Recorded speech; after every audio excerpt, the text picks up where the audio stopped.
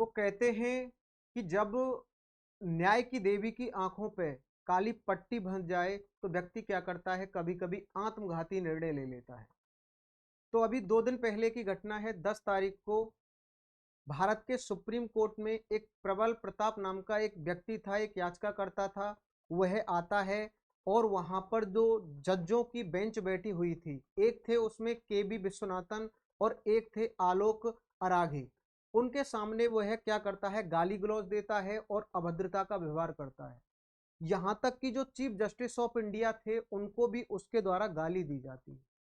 तो पहली बात आप यह समझिए कि वह व्यक्ति आता है और कहता है, मिस्टर जुडिशियली सर्वेंट, मैं आपको आदेश देता हूं कि आप लखनऊ के असिस्टेंट कमिश्नर ऑफ पुलिस के खिलाफ एफआईआर जारी करने का आदेश दें। इसके बाद जो विश्वनाथन थे उन्होंने कहा था कि आप हमें आदेश देते हैं, तो उसके द्वारा कहा जाता है मेरे द्वारा बस इतना ही, बाकी सब रिकॉर्ड में लिखा हुआ है। तो पहली बात आपको यह समझनी है, देखिए आप कभी एक पक्ष को मत समझिए। भारतीय जो कानून व्यवस्था है, जो पुलिस व्यवस्था है, वह जरूरी है, क्योंकि स्वशासन के लिए, शांति व्यवस्था को बनाए रखने के लिए, सामाजिक सौहार्द को बनाए रखने के लिए, जिसकी लाठी उसकी भैंस जो सिद्धांत होता है उसको खत्म करने के लिए, कबीलाई संस्कृति जो होती है उसको खत्म करने के लिए ये पुलिस व्यवस्था जरूरी है। लेकिन पुलिस के द्वारा कई सारी अमानवीय और जो आक्रामक प्रवृत्तियां दिखाई देती है। तो वह व्यक्ति आता है और चीफ जस्टिस ऑफ इंडिया को आकर के गाली देता है। पहली बात यह है कि जब व्यक्ति सिस्टम से परेशान हो जाता है, हताश हो जाता है, तो वह ऐसे कई सारे आत्मघाती निर्णय लेता है। अब देखिए होता क्या है कि जो वहां पर जो न्यायाधीश बैठे हुए थे उनके द्वारा ना तो उस व्यक्ति पर न्यायालय की अवमानना का या कोई भी दंडात्मक कार्रवाई नहीं की जाती है, क्योंकि जो न्यायाधीश वहां पर बैठे हुए हैं ऐसा तो है नहीं कि वह कोई मामूली व्यक्ति हो। 130-40 करोड़ जो भारत की पूरी आबादी है उन सभी को निकल करके उन सभी से पार होकर के वह उस पद पर जाकर के बैठे हैं, यानी कि वह न्याय के सबसे बड़े वेत्ता हैं।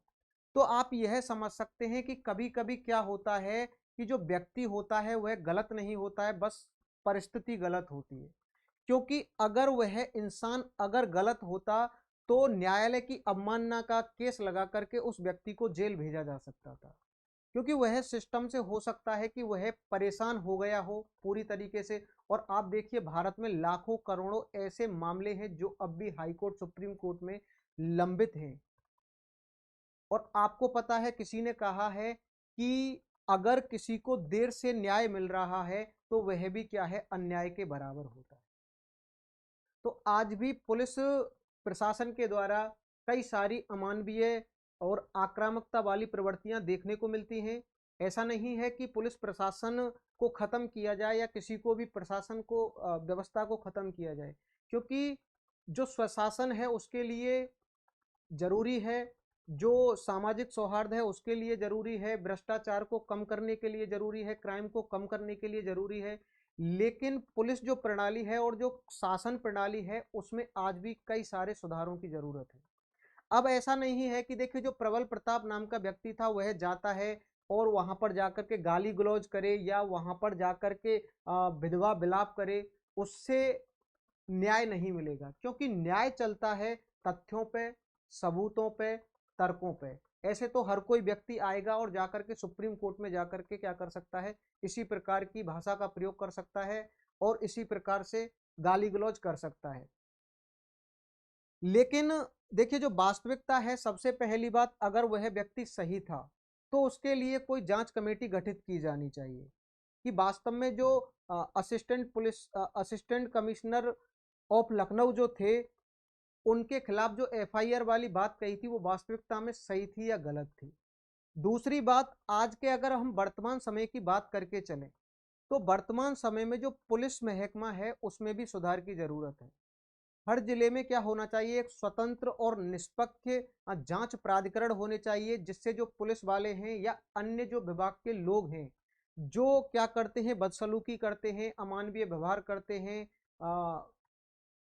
कई सारी चीजों को जो अंजाम देते हैं, उनके लिए एक निष्पक्ष और स्वतंत्र प्राधिकरण होना चाहिए, जिससे क्या किया जा सके, जो आम जनमानस है उसको भी क्या किया जा सके, उसको भी न्याय मिल सके।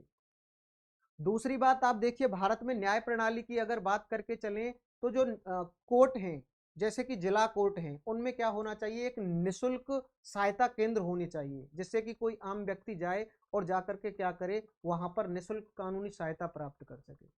तीसरी और महत्वपूर्ण बात यह है कि भारत में एक सबसे बड़ी समस्या है कि कोई भी कोर्ट में केस जाता है, वह लगभग 2 साल, 3 साल, 5 साल, 10 साल, 25 साल के बाद उसका क्या होता है, रिजल्ट निकल के आता है।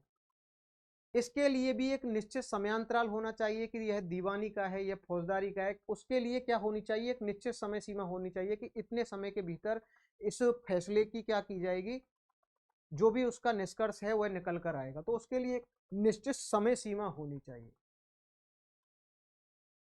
तो आप देखिए कि ऐसी कई सारी घटनाएं आपको देखने को मिलती हैं